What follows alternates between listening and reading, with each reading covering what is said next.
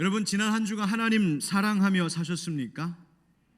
또 이웃 사랑하며 사셨습니까? 스스로 이 질문을 물어보면 그렇게 잘 살지 못한 것 같기도 하고, 또 그렇다고 그렇게 못 산 것 같지도 않고, 내가 어땠었지? 하는 생각이, 그런 마음이 들 때가 있습니다. 여러분, 왜 그러냐 하면요, 하나님 사랑과 또 그것을 이웃을 사랑하는 것으로 표현하는 이 구체적인 실천의 기억이 없어서 그렇습니다. 잘 의식하지 않고 살았던 거죠. 그래서 여러분, 내가 하나님 사랑, 이웃 사랑으로 살고 있는가를 스스로 확인하려면 그 하나님 사랑, 이웃 사랑을 잘 의식하고 또 그것을 위한 구체적인 계획을 세우는 것이 필요합니다. 그래서 작은 것이라도, 여러분, 또 늘 일상 평상시에 하던 것이라도 내가 이것이 하나님을 사랑하는 마음으로 실천하는 겁니다, 이것이 이웃을 사랑하는 그 마음으로 지금 표현하는 것입니다 라고 생각하고 행하는 것이 참 필요합니다. 여러분, 오늘 주일입니다. 주일은 다시 시작하는 한 주간의 첫날입니다. 하나님께서 우리에게 주일을 주시는 의미가 무엇일까요? 그것은 지난 한 주 사이에 내가 하나님을 사랑하고 이웃을 사랑하며 사는 것에 실패하고 실수한 것이 있다면, 또 하나님 앞에 그렇게 내가 부족했고 죄 지은 것 있다면, 오늘 예수 십자가 그 은혜 앞에 씻김받고 다시 한 주를 시작할 수 있게 하시는 은혜 베푸심의 증거인 줄 믿습니다. 여러분, 새로운 이제 한 주를 시작합니다. 무엇을 위한 새로운 시작일까요? 말씀드린 대로 하나님 사랑, 이웃 사랑을 위한 새로운 한 주가 내 생활 가운데, 내 삶 가운데 시작되는 것입니다. 그렇기 때문에 여러분, 한 가지씩이라도 하나님을 사랑하고 이웃을 사랑하려고 하는 구체적인 행동을 여러분 한번 계획해 보면 좋겠습니다. 실천 행동을 말입니다.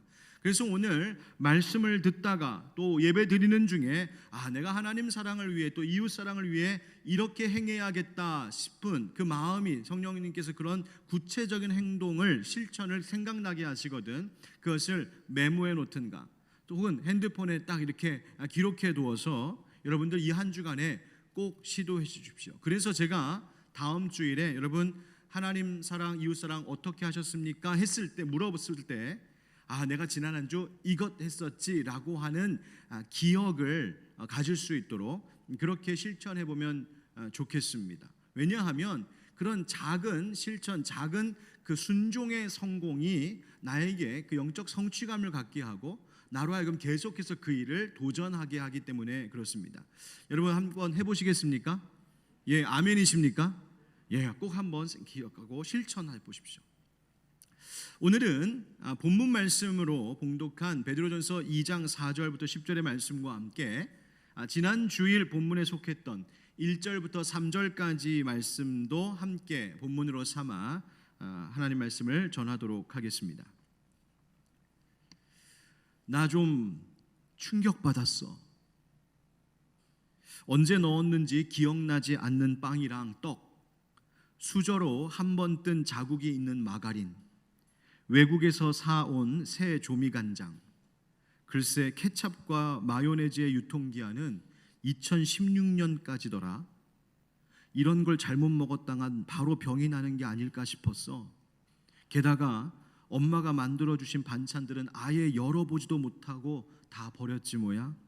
안쪽에 들어가 있어서 있었는지 몰랐거든. 통째로 버리면서 엄마한테 얼마나 미안했는지 난 내가 너무 한심한 것 같아. 무슨 이야기일까요? 냉장고 청소 안 한 여인의 고백입니다. 저거 내 이야기인데? 하시는 혹시 주부님은 안 계십니까? 이 이야기는 집안 살림 정리를 어떻게 하면 잘할 수 있을까에 대한 재밌고 유용한 책을 쓴 심지은이라고 하는 분이 자기 친구에게 자기가 쓴 그 정리에 대한 책을 선물해 주고 나서 얼마 후에 그 친구로부터 받은 전화통화에서 이 친구가 흥분한 목소리로 들려준 이야기였습니다. 살림을 정리하는 방법과 그 필요성에 대한 책을 읽고 이 충격을 받은 이 친구가 오랜만에 집안의 냉장고를 싹 청소하고 나서 고백한 겁니다. 여러분은 집안 정리 잘하고 사십니까? 정리 잘 하십니까? 냉장고 정리는 어떠세요? 며느리들이 제일 싫어하는 것 중에 하나가 시어머니가 난데없이 찾아와서는 냉장고 들여다보는 겁니다. 또 퇴근한 남편이 냉장고 뒤져보는 겁니다. 여러분, 냉장고는요, 우리 아내들의 그 모든 삶의 애환과 추억과 지나온 그 눈물의 추억들이, 흔적들이 고이고이 쌓여 있는 곳이기 때문에 함부로 건드리시면 안 됩니다. 여러분 아셨습니까? 이 아내들만의 그 비밀스러운 추억 공간이 바로 그 냉장고이기 때문에 건드리시면 안 됩니다. 어느 날인가 못 보던 책이 집에 있길래 보았더니 바로 이 책이었습니다. 책의 제목이 뭐였냐면 다르게 살기 위해 버렸습니다 라는 책. 저는 처음에 제목을 보고 신앙서적인 줄 알았는데, 여러분 제목이 좋잖아요. 다르게 살기 위해 버렸습니다. 그런데 신앙서적이 아니라 요즘 인기 있는 미니멀 라이프를 위한 정리의 기술을 담아낸 책이었습니다. 아내가 이 책을 하나 사서 보고 있더군요. 정리하는 기술을 공유하고 경험을 소개하는, 정리를 하는 사람들이 인터넷 카페 활동을 함께 하다가 이 카페지기가 그 책을 냈습니다. 그런데 그 처음에 있는 이런 글이 너무 인상적이었습니다. 이 카페 활동을 하는 회원들을 뭐라고 부를까 함께 그 이름, 적당한 그 모임의 이름을 공모했는데 그 중에 채택된 이름이 정인이라는 이름이었습니다. 바를 정, 사람인, 바른 사람. 그런데 이 정은 여러 가지의 의미를 갖고 있다는 겁니다.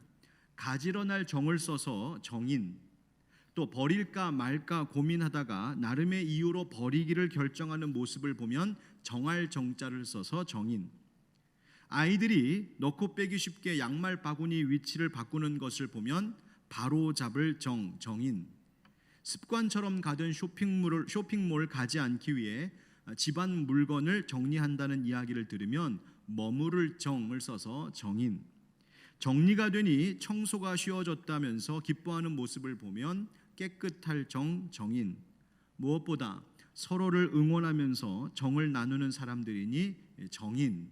그래서 그 활동하는 사람들을 정인이라고 부른답니다. 의미가 참 좋고 재미있죠. 저는 이 글을 읽고 제 스스로도 생각해 봤습니다. 그리스도인도 목사도 정인이어야 하는데, 바른 길 가르치기 전에 내가 먼저 바른 길 가는 사람이어야 하니 정인이어야 하고, 교회와 가정에 맡겨진 일들을 가지런히 잘 정리하고 돌봐야 하니 정인이어야 하고, 다른 형제 자매들 바른 길에서 벗어나 헤매고 있을 때 바른 말씀의 길, 진리의 길로 인도해야 하니 바로잡는 정인이어야 하고, 교회와 성도들을 따뜻한 사랑으로 돌봐야 하니 그런 정인이어야 하고, 무엇보다 예수 그리스도의 은혜로 죄 용서받았으니 주어진 삶이 영적으로 도덕적으로 깨끗하게 살아야 하니 정인이어야 하는데, 과연 나는 어떤 사람인가 생각해 봤습니다. 여러분, 다르게 살기 위해서는 버려야 합니다. 이 책의 제목처럼 냉장고만 아니라 옷장, 서랍장 속만이 아니라 우리가 달라지려면 버릴 것을 버려야 합니다. 그런데 세상에 신앙 없는 사람들과 달리 그리스도인이라면, 성숙한 신앙인이라면 거기에 또 더해야 할 것이 있습니다. 그것은 그 버려 비워진 자리에 정말 있어야 할 것, 필요한 것, 좋은 것, 바른 것을 채워 넣어야 한다는 겁니다. 버릴 것을 버리고 채울 것을 채우는 삶이어야 합니다. 그런데 우리가 이것을 거꾸로 할 때가 있습니다. 버릴 것을 끌어안은 채 포기하지 못하고 살고, 채워야 하는 것을 그것이 귀찮고 어렵다는 이유로, 익숙하지 않다는 이유로 그냥 무관심하게 살아가는 겁니다. 그럼 오늘 말씀은 우리가 무엇을 버리고 무엇을 채우며 살라고 말씀하고 계실까요? 여러분, 지난주에 설교 제목 혹시 기억하십니까? 너무 어려운 질문을 드렸죠? 사랑을 맛보셨습니까? 라는 제목이었습니다. 주님의 사랑을 맛봤다면 이제는 그 맛을 보이는 뜨거운 아가페 사랑의 교회가 되어야 한다. 그것이 바로 요지였습니다. 그 말씀 제목은 다음의 성경 구절에서 왔던 것인데요, 베드로전서 2장 3절입니다. 우리 한번 같이 읽어봅시다. 시작. 너희가 주의 인자하심을 맛보았으면 그리하라. 그리하라. 무엇을 그리하라는 말씀이었을까? 앞에 구절을 이제 봐야 되겠죠. 1절, 2절이 이것입니다. 우리 함께 읽겠습니다. 시작. 그러므로 모든 악독과 모든 기만과 외식과 시기와 모든 비방하는 말을 버리고 갓난 아기들 같이 순전하고 신령한 젖을 사모하라. 이는 그로 말미암아 너희로 구원에 이르도록 자라게 하려 함이라. 아멘. 성경은 뭘 버리고 또 뭘로 다시 채워야 하는지를 가르쳐주고 계십니다. 뭘 버리라고 합니까?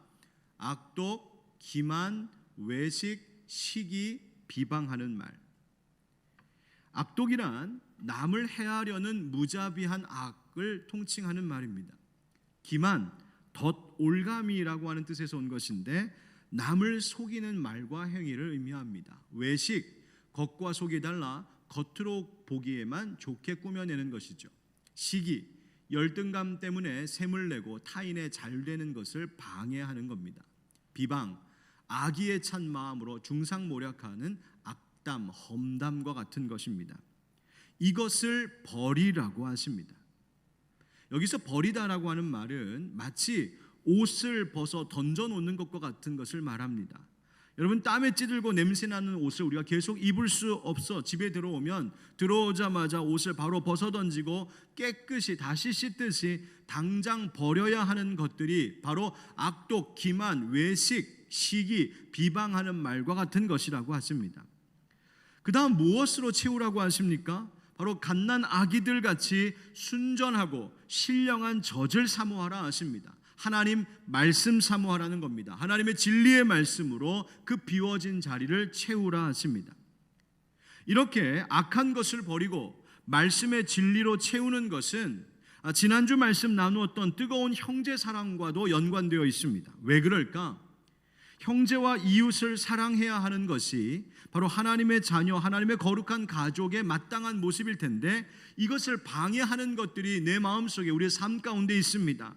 악독이, 기만이, 외식이, 시기가, 비방하는 말이 우리로 하여금 내 형제자매 이웃을 뜨겁게 사랑하도록 하는 것을 방해한다는 말입니다. 그래서 앞서 이 말씀드렸던 것과 같은 것들을 내가 버릴 때에 서로 사랑, 아가페 사랑을 할 수 있다는 겁니다. 이 진리의 말씀이 우리 안에 있는 악한 것들을 물리칩니다. 악한 마음이 들 때 말씀이 그 악한 마음이 죄임을 깨닫게 하고 그것들을 버리게 하는 것이죠. 기만이 싹 들 때에 말씀이 우리로 하여금 정직한 영을 회복시킵니다. 외식하는 모습이 우리 가운데 있을 때에 하나님의 말씀이 바로 우리에게 주시기를 하나님께서는 우리의 중심을 보시는 분이라고 가르쳐 주십니다. 내 마음속에 시기심 밀려올 때 하나님 말씀이 나의 불필요한 열등감을 십자가 앞에 내려놓게 합니다.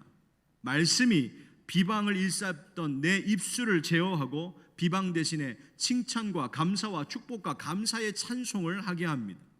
그래서 버릴 것을 버리라. 이것은 신령한 젖을 사모함으로 하나님 복음의 그 말씀, 진리의 말씀을 나에게 채우면 그 말씀의 힘으로 또한 버릴 수 있게 되는 것, 그래서 사랑할 수 있게 되는 것, 그것이 하나님 말씀 신령한 젖의 능력입니다. 히브리서 4장 12절 13절은 이렇게 말하고 있습니다. 하나님의 말씀은 살아있고 활력이 있어 좌우의 날선 어떤 검보다도 예리하여 혼과 영과 및 관절과 골수를 찔러 쪼개기까지 하며 또 마음의 생각과 뜻을 판단하나니 지으신 것이 하나도 그 앞에 나타나지 않음이 없고 우리의 결산을 받으실 이의 눈앞에 만물이 벌거벗은 것 같이 드러나느니라. 아멘. 사랑하는 형제자매 여러분, 말씀 앞에 나를 비추어 보는 인생 되어야 합니다.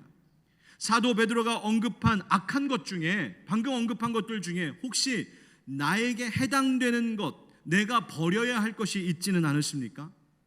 아유, 목사님, 나는 그런 것 없는데요, 아무것도 없는데요 라고 생각하신다면 그것이 혹시 기만이나 외식의 모습은 아닙니까? 여러분, 버려야 합니다. 다르게 살려면 유통기한 한참 지난 냉장고 깊은 속의 음식물과 같은 썩고 냄새나는 것, 먹으면 탈나는 것들 버려야 합니다. 그리고 다시 우리의 삶 속의 영혼 가운데 생명의 양식, 생수와 같은 하나님의 말씀을 채워 넣어야 합니다. 이제 이와 같은 이해를 가지고 우리는 오늘 말씀의 본 주제로 들어갈 수 있겠습니다. 한번 따라해 보실까요? 맛봄에서 먹음으로. 맛봄에서 먹음으로. 무슨 말인가? 여러분, 하나님의 자녀는 썩지 아니할 씨로 거듭났다, 하나님의 말씀으로 거듭났다 하셨습니다. 말씀은 앞서 함께 읽었던 히브리서의 말씀과 같이 생명력이 있고 운동력이 있어 우리 안에서 우리의 죽었던 영혼을 살리고 우리의 병든 삶을, 마음을 치료하는 힘이 있습니다. 즉 하나님의 말씀이 우리를 다시 살게 한다는 것이죠. 거듭나게 합니다. 그런데 그렇게 회심하여 하나님의 자녀로 거듭났다는 것은 예수 그리스도를 통한 하나님의 은혜를 처음 맛본 것입니다. 내가 거듭났다는 것은 그 은혜를 처음 맛보았다는 겁니다. 여러분, 갓난 아기를 키워보셨거나 또 자라는 것을 곁에서 지켜보신 분이라면 아시겠지만, 아이들이 모유나 분유를 먹다가 또 간이 전혀 안 된 밍밍한 미음 같은 이유식 먹다가 이제 조금 나이가 돼서 달콤한 것, 아니면 간이 된 약간 짭짤한 것을 입에 딱 대는 순간 어떻게 되는지 아십니까? 눈이 이만해집니다. 새로운 것을 맛본 거예요. 그리고 막 더 달라고 합니다. 가끔 할머니들이 그런 손주가 너무 귀여워서 며느리 몰래 살짝 자꾸 먹이실 때가 있습니다. 저희 어머니가 그러셨다고는 저 말씀드리진 않습니다. 그러면 할머니를 너무 좋아하니까 애들이 할머니가 달콤한 것 중에 너무 좋아하잖아요. 그러면 또 며느리들은 어머니 그러지 마시라고 또 막 그러면서 합니다. 여러분, 시어머니들이요, 먹이지 말라는 것 굳이 먹이지 마십시오. 때가 되면 다 먹습니다. 며느리들이요, 그것 좀 먹였다고 뭐라고 하지 마십시오. 내가 안 먹여도 어차피 어린이집 가면 다 먹습니다. 제가 왜 이런 말씀을 드리냐면 그 처음 맛본 것의 즐거움이라는 것이 그렇게 강하고 큽니다.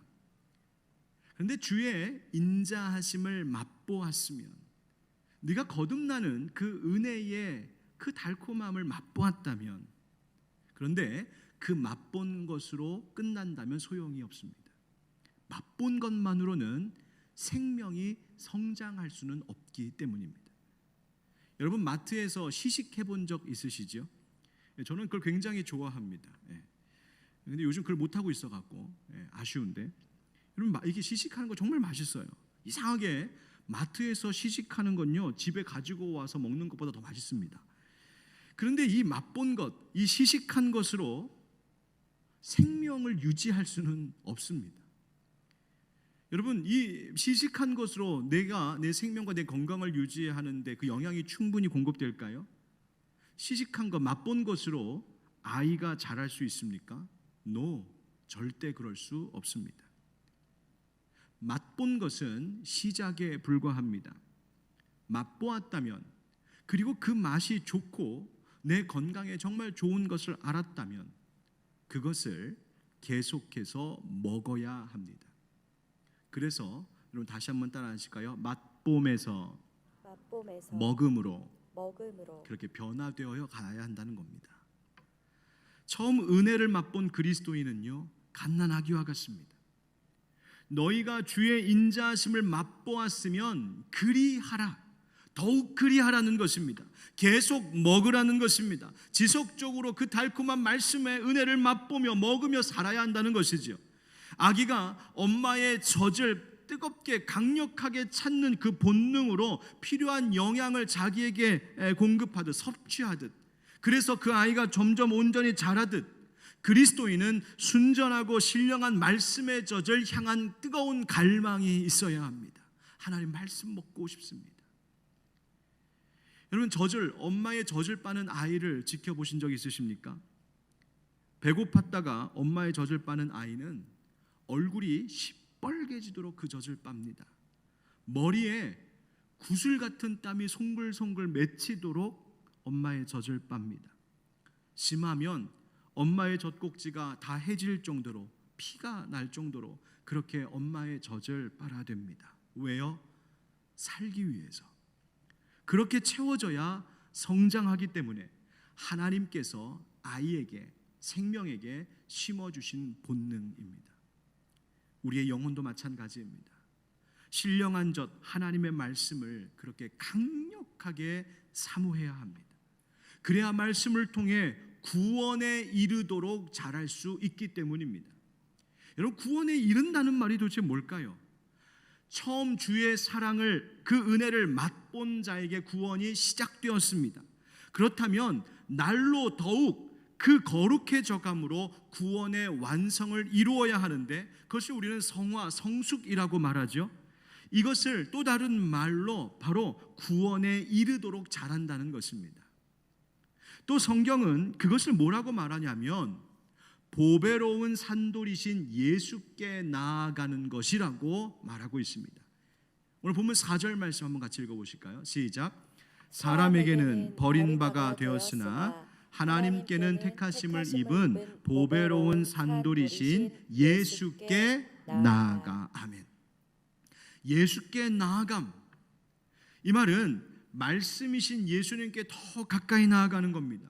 말씀을 더 채우기 위해 더 가까이 나아가는 겁니다. 더 그 신령한 젖을 사모하여 빠는 것입니다. 여러분, 여러분의 심령이 혹시 배고프지 않으십니까? 여러분의 영혼이 목마르다고 지금 탄식하고 있지는 않으십니까? 아유, 목사님 주일에 전해주시는 말씀으로 충분해요. 충분히 배불러요. 너무 감사합니다만 거기서 머물러서는 안 됩니다.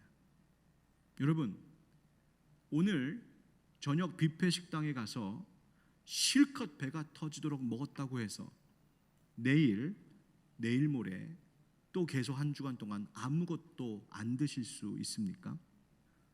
물론 간헐적 단식도 합니다만, 여러분, 우리는 오늘 먹고도 내일 또 먹어야만 사는 존재입니다. 계속해서 활동하고 성장하는 생명을 가진 몸이기 때문에 그렇습니다. 여러분, 혹시 여러분 가운데 말씀을 먹는 일에 간헐적 단식을 너무 오래, 너무 자주 하고 계신 분은 혹시 없으신지요? 우리의 육신은 나이가 들고 쇠하여 가고 활동량이 점점 줄어들다 보니 한참 젊을 때보다 좀 덜 먹어야 하는 것이 옳습니다. 하지만 영혼은 그렇지 않습니다. 겉사람은 날로 쇠하여져 갈지라도 우리의 속사람 영혼은 날로 강건해져 가야 한다고 하셨는데, 그래서 영의 양식은 계속 먹어야 하고 이전보다 더 잘 먹어야 하고 더 많이 먹어야 합니다.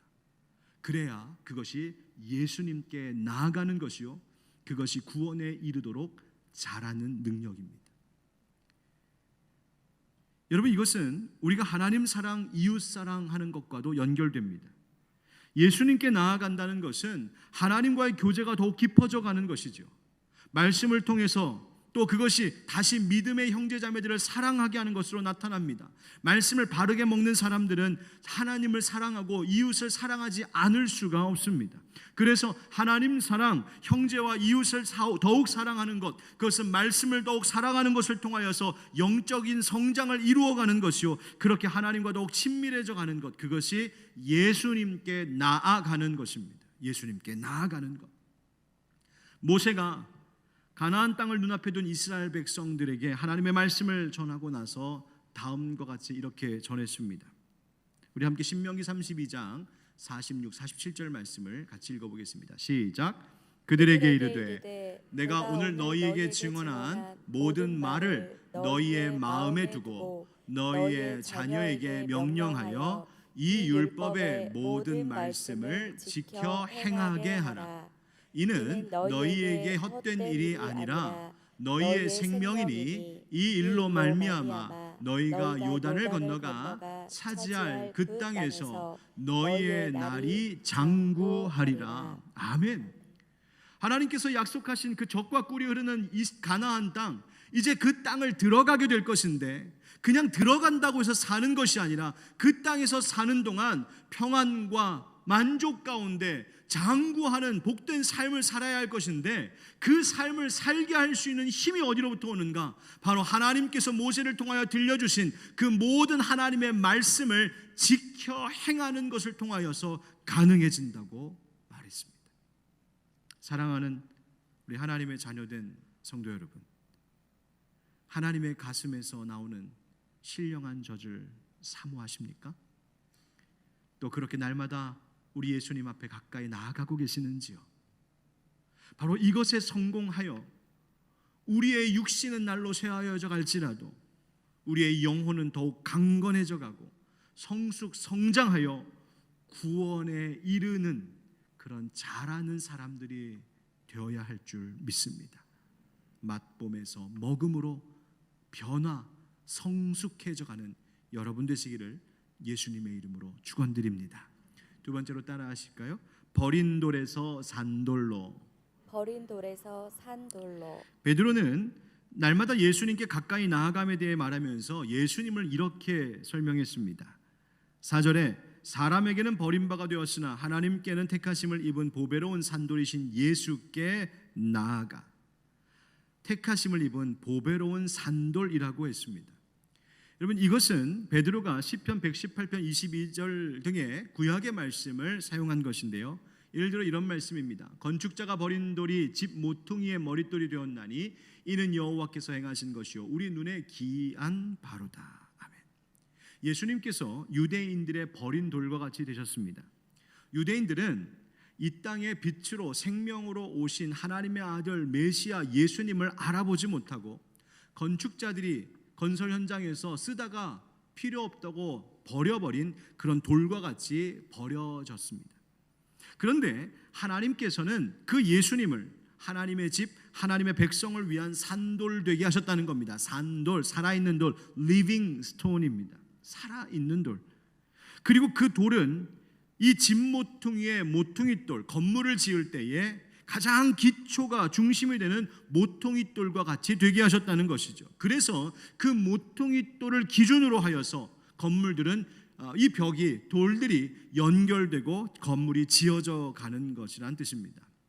그런데 성경은 이 보배로운 산돌 대신 예수님에 대해서 말할 때에 그 못지않게 중요한 말씀을 우리에게 전해주고 있습니다. 우리 5절 같이 읽겠습니다. 시작. 너희도 산돌같이 신령한 집으로 세워지고 예수 그리스도로 말미암아 하나님이 기쁘게 받으실 신령한 제사를 드릴 거룩한 제사장이 될지니라. 아멘. 여러분, 1세기 예수님 당시에는요, 건물을 짓는 이 건축 공법상 채석장에서 돌을 캐서 그 돌을 깎아 그 모양을 다듬고 제자리에 정확히 맞춰 넣는 작업을 통하여 건물을 지어 올렸습니다. 그런데 채석장에 가서 돌을 새롭게 캐내는 것보다 더 손쉽고 가격이 덜 드는 방법이 있었는데 그것은 낡아 무너져 버린 다른 집, 다른 건물에서 다 무너져 버려 흐트러진 이 돌들 중에, 건축 자재 중에 적당한 것을 골라내어 그 석재를 다시 필요한 모양으로 깎아 다시 새 건물 짓는데 그 돌을 재활용하는 방법이었습니다. 그래서 실제로 이렇게 재활용된 그 건물의 돌들을 발굴해 보면 그 이전 시대에 새겨진 이 비문과 같은 것들이, 그런 흔적들이 남아서 이 건축물에 쓰인 돌이 그 앞 시대에는 어디에 쓰였었는지까지도 볼 수 있게 되는 일이 덜어 있다고 합니다. 우리나라에도 이와 비슷한 곳이 있는데요. 부산에 가면 아미동 비석마을이라는 관광지가 있습니다. 여러분 보시는 이 집 담벼락은요, 사실 저 돌들이 다 비석입니다. 이 마을은 일제강점기 시절에 조성된 공동묘지가 있던 곳이었는데 그 이후 1950년 한국전쟁 때 부산으로 피난 온 이 피난민들이 이 공동묘지가 있는 지역에서 살다가 이 공동묘지 지역에 움막 짓고 살고 있었다가 나중에 집을 건축할 때에 그 공동묘지에 버려지고 흩어지고 쓰러져 있는 비석들을 가져다가 건축 자재로 사용돼서 지금 저 벽, 이 담벼락에 쓰이는 요긴하게 쓰이는 돌이 되었고 저 담벼락들 위로 집이 이렇게 지어져 있습니다. 그래서 지금은 저기가 관광 명소가 되어 있습니다. 죽은 자의 이름이 새겨져 있던 비석 돌, 그마저도 아무도 찾지 않았던 버려진 돌이었는데 전쟁 피난민들, 외롭고 갈 곳 없던 이들을 위한 새로운 보금자리를 떠받쳐주는 의미 있는 유용한 돌이 되었던 겁니다. 여러분, 그렇습니다. 산돌이신 예수님께 우리가 나아가면 우리의 인생이 다시 그렇게 될 수 있습니다. 그저 피난민들의 초라한 집 세우는 데 쓰이는 그 정도가 아니라 하나님의 거룩한 집, 하나님의 나라를 세우는데 유용한 삶이 되도록 하나님이 우리를 다시 쓰실 줄 믿습니다. 그런데 기억할 것은 이 신령한 집을 세우는데 쓰임받는 산돌은 깎이고 다듬어져야 한다는 겁니다. 말씀으로, 순종으로, 때로는 고단한 인생의 시련을 통해서 그와 같은 과정을 통해 우리는 하나님의 신령한 집을 세우는데 필요한 돌, 그 모양으로 다듬어져 가야 합니다. 그리고 나서 고귀하고 아름답게 쓰이는 인생이 되는 것이죠. 말씀은 바로 그것을 거룩한 제사장이 되는 것이라고 말해주고 있습니다. 거룩한 제사장이 될지니라. 우리 교회가 늘 말하고 있는 일상 속의 예배자, 즉 삶의 모든 것들이 하나님께서 받으실 향기로운 제사가 되도록 그렇게 살아가는 것, 바로 그런 삶을 사는 이들이 거룩한 제사장, 일상 속의 예배자인데 바로 그것을 위하여 저는 오늘도 말씀으로, 그리고 그 말씀의 순종함으로 우리가 다듬어져 가야 한다는 것입니다. 사랑하는 성도 여러분, 하나님께서 우리를 다듬으셔서 하나님의 집, 신령한 하나님의 집을 세워가는 일에 요긴한 하나님의 도구들로 사용해 주실 줄 믿습니다. 여러분, 이처럼 하나님께서 그리스도인 된 우리들이 성장하여 신령한 집으로 되어지고 거룩한 제사장이 되기를 하나님은 그렇게 원하고 계십니다. 그리고 그 하나님의 일하심을 통하여 오늘 9절, 10절과 같은 일이 우리 안에 일어났다고 성경은 말해주고 있습니다. 한번 따라 하실까요? 어둠에서 빛으로. 어둠에서 빛으로. 우리 9절, 10절 말씀 함께 읽겠습니다. 시작. 그러나 너희는 택하신 족속이요 왕같은 제사장들이요 거룩한 나라요 그의 소유가 된 백성이니 이는 너희를 어두운 데서 불러내어 그의 기이한 빛에 들어가게 하신 이에 아름다운 덕을 선포하게 하려 하심이라. 너희가 전에는 백성이 아니더니 이제는 하나님의 백성이요 전에는 긍휼을 얻지 못하였더니 이제는 긍휼을 얻은 자니라. 아멘. 이 말씀은 유명한 말씀이죠. 우리 그리스도인들의 빛나는 영광스러운 정체성을 말해주고 있습니다. 택하신 족속, 왕같은 제사장, 거룩한 나라, 그의 소유된 백성. 즉 이 말을 한마디로 정리하면 이제 우리는 하나님의 것이 되었다는 뜻입니다. 하나님의 소유되었다. 이제는 더 이상 어둠에 있지 않고 그 어둠에서 우리를 불러내어 빛으로 옮기셨답니다. 여러분, 교회라고 하는 단어가 헬라어로 에클레시아인데 이 에클레시아라고 하는 말의 뜻이 밖으로 불러내었다라는 뜻입니다. 밖으로 불러내었다. 하나님께서 우리를 어둠에 있던 자리에서 밖으로 불러내어 빛에 있게 하셨다는 것이죠. 왜요? 목적이 있다 하십니다. 그의 기이한 빛에 들어가게 하신 이의 아름다운 덕을 선포하게 하려 하십니다. 이 말이 좀 어렵습니까? 표준 세번역으로는 이렇습니다. 그것은 여러분을 어둠에서 불러내어 그의 놀라운 빛 가운데로 인도하신 분, 즉 하나님의 그 업적을 여러분이 이 세상을 살아가는 동안에 선포하게, 찬양하며 살게 하려는 목적이라고 말씀하십니다. 여러분, 내가 하나님의 소유가 된다는 것은 나를 잃어버리는 것이 아닙니다. 내가 하나님의 소유가 된다는 것은 내가 왕같은 제사장의 가치로 높아지는 것을 이야기합니다. 우리가 빛의 자녀 되었다는 사실을 잊지 마십시오. 왕같은 제사장으로 부름받고 기름 부음 받은 자들임을 잊지 마십시오. 그렇다면 다시 어둠으로 돌아가지 말아야 하는 것입니다. 여러분, 코로나 블루라고 하는 말이 생겼습니다. 코로나 때문에 사람들이 집에만 있고 사람들을 만날 수 없어서 우울감이 온 상태를 일컫는 말입니다. 그런데 우리가 가만히 생각해 보면 코로나 때문만 그런 것 아닙니다. 우리는 그전에도 많은 사람들이 우울감에 시달리며 살고 있는 것을 보았습니다. 어두운 그늘과 같은 슬픔에 젖어 살았습니다. 왜요?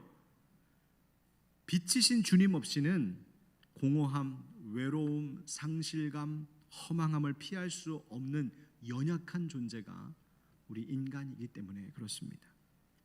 그러나 이제 제가 주님의 이름으로 선포하겠습니다. 빛이신 주님께서 우리와 함께 하십니다. 빛이신 주님께서 우리를 어둠에서 불러내어 그 기이한 빛으로 옮겨주신 줄 믿습니다. 다시 사시사 보배로운 산돌 되신 예수님께서 우리의 모퉁이 돌이 되어 주셨습니다. 그리고 그 예수님께 나아가는 자, 말씀을 사모하는 자, 그 말씀에 순종하는 자, 그들조차도 예수님과 같은 산돌 되게 하신다고 말씀하셨습니다. 여러분 믿으십니까? 아멘. 믿으셔야 합니다. 믿는 자에게 빛이 있기 때문입니다. 어둠에서 빛으로 옮기셨음을 믿으셔야 합니다. 여러분, 그리고 다시 어둠으로 돌아가지 마십시오. 어둠이 밀려오는 것 같을 때마다 내 심령 가운데, 내 생각 속에, 내 생활 속에 어둠의 그늘이 나에게 다시 밀려오는 것 같을 때마다 아니다, 나는 이미 예수의 능력으로, 말씀의 능력으로 어둠에서 빛으로 옮겨진 은혜 입은 자다, 나는 신령한 집이요 거룩한 제사장이라고 선포하시기를 축복합니다. 한번 따라해 봅시다. 나는 거룩한 제사장입니다. 거룩한 제사장입니다. 주님의 은혜가 나와 나의 가정과 나의 일상을 신령한 집 되게 하십니다. 할렐루야. 여러분, 이것을 믿고 선포하셔야 합니다. 여러분, 오늘의 제목을 한번 정리하며 말씀을 마무리하겠습니다. 맛봄에서 먹음으로, 버린 돌에서 산돌로, 어둠에서 빛으로. 여러분, 이 은혜가 우리 안에 있습니다. 우리가 전에는 백성이 아니었지만 이제는 하나님의 백성이요, 전에는 우리가 하나님의 긍휼을 얻지 못한 자들이었지만 이제는 예수 그리스도를 통한 하나님의 무한하신 긍휼을 얻은 사람들이기 때문입니다. 아멘. 우리 함께 찬양하겠습니다. 오늘은 찬송가 433장에 있는 귀하신 주여 날 붙드사라는 찬양으로 함께하면 좋겠습니다. 찬양의 가사가 이렇습니다. 귀하신 주여 날 붙드사 주께로 날마다 더 가까이, 이 세상 내가 살 동안에 주께로 날마다 더 가까이. 오늘 말씀을 기억하면서 내가 주님께로, 산돌 되신 주님께로, 말씀으로 더 가까이 나아감으로 내 삶이 하나님 나라 천국 되게 하여 주시옵소서. 거룩한 제사장 되게 하여 주시옵소서. 우리 함께 찬양으로 선포하겠습니다. 귀하신 주여, 귀하신 주여 날 붙드사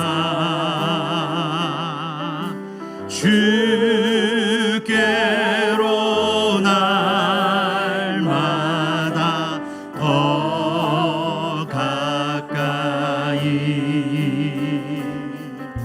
저 하늘 나라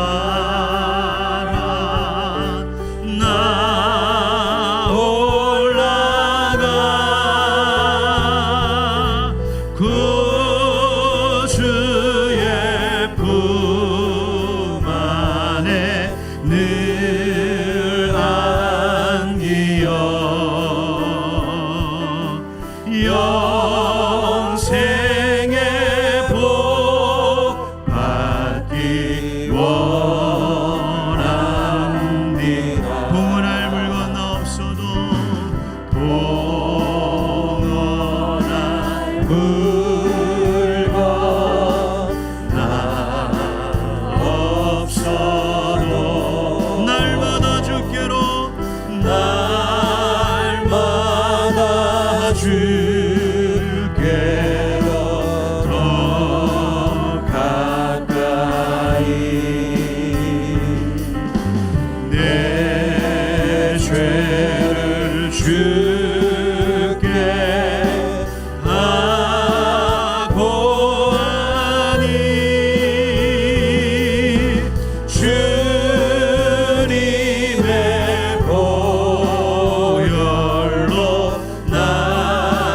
씻으사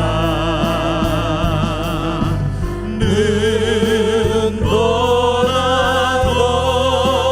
이게 하옵소서. 간악한 막이 날 꿰어도 간악한 막이 날 꿰어도 주 예수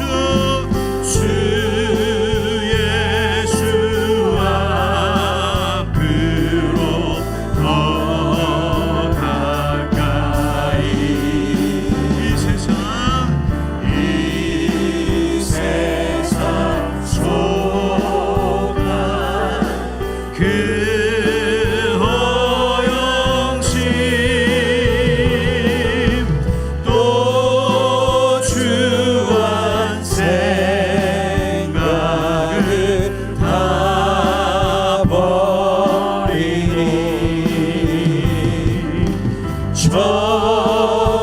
정결한 마음 내게 늘 주소서. 이 세상 내가 살 동안에 이 세상 내가 살 동안에 주께로 날마다 가까이 주께로 날마다 더 가까이.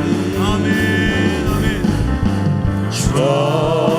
저배를 천국 나르러 가 한없는 봄날을 다 얻도록 풍성한 은혜를 주옵소서.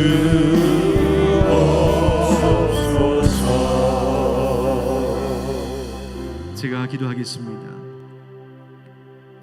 보배로운 산돌 되신 예수님,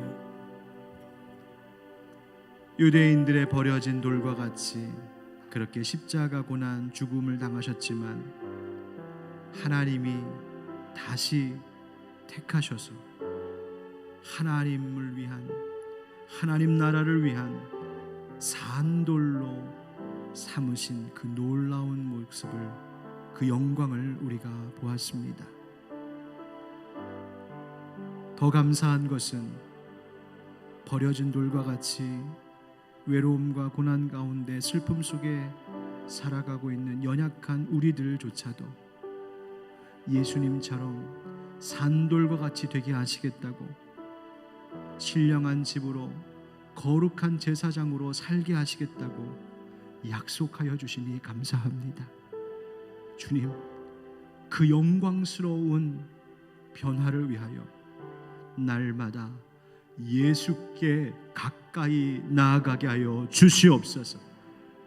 갓난 아기와 같이 신령한 젖 하나님의 말씀을 뜨겁게 사모하고, 그 말씀을 그저 맛본 것에서 끝나는 것이 아니라 날마다 내 삶 속에서 먹고 또 먹음으로 내 영혼이 날로 강건하여져 가는 그 은혜를 누리게 하여 주시옵소서.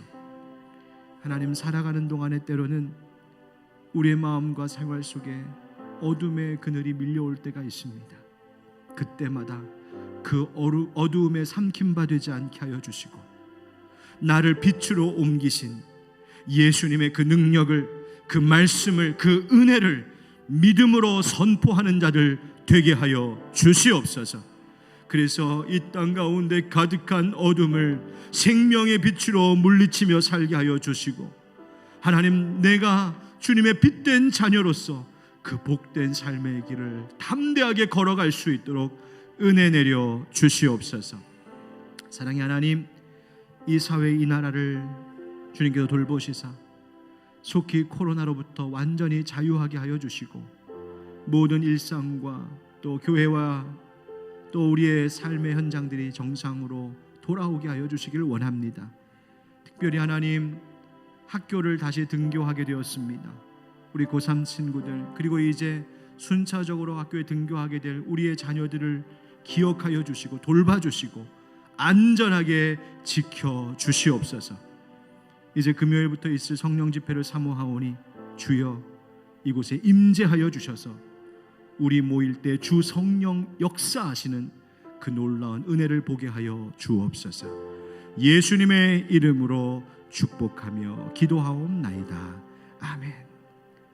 이제는 우리 주 예수 그리스도의 은혜와 하나님 아버지의 크고 놀라우신 사랑과 성령의 교통하심과 또 역사하심이 주의 크신 은혜로 우리도 신령한 집 거룩한 제사장으로 살게 하신다 약속하신 주님, 그 약속 믿고 그것이 이루어질 줄 또 믿고 결단합니다.